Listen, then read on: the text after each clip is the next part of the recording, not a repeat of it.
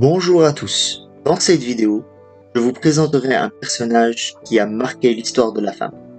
Mzoun el-Mleihan, la Malala syrienne. Mzoun est née le 8 avril 1998 de ses parents, Iman et Rakan el-Mleihan. Mzoun a passé son enfance à Daraa, au sud-ouest de la Syrie, où son père était un enseignant. Daraa a été la première ville visée par les attaques de l'armée syrienne pour cause qu'elle était l'étincelle de la révolution. Leur ville est assiégée par le gouvernement et bombardée sans pitié. Sa famille déménage en Jordanie alors que les combats s'aggravent en 2013 et vit dans des camps de réfugiés pendant 3 ans. Une vie d'infâme, sans maison, sans abri, sous une tente frappée par la pluie et la neige au froid de l'hiver, provoquant aussi des inondations et d'érosion, des bébés et des enfants sans nom. La famille Al-Mleihan a dû changer plusieurs fois de camp, comme Al-Za'atari et Al-Azraq. La famille obtient finalement le déménagement au Royaume-Uni dans le cadre d'un plan annoncé en septembre 2015 par David Cameron, qui prévoit l'accueil de 20 000 réfugiés syriens.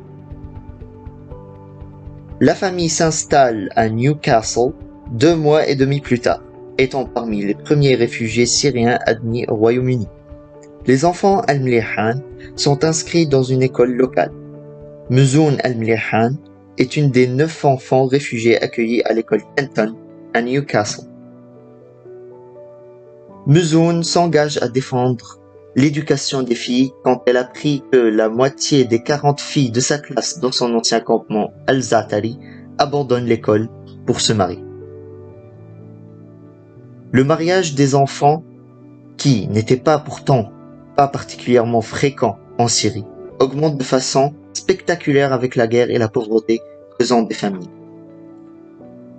Mzoun contribue à l'envoi des aides à ces campements et essaye de donner espoir aux parents pour laisser leurs enfants, en particulier les filles, dans les écoles de réfugiés plutôt que d'être obligées de les faire marier tôt.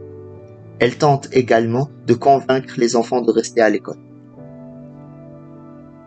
Mzoun Al-Mleihan et Malala Yousafzai se rencontrent en 2014, alors que Yousafzai visite le camp de réfugiés où se trouvait Al-Mleihan.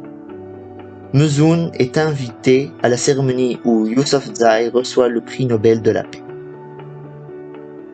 L'activisme de Mzoun attire une reconnaissance publique dans beaucoup de pays et lui vaut d'être qualifiée de Malala de la Syrie. Elle apparaît en 2015 et en 2017 dans une série multiformat sur BBC, 100 Women, entre les 100 femmes qui ont changé l'histoire de l'humanité au XXIe siècle.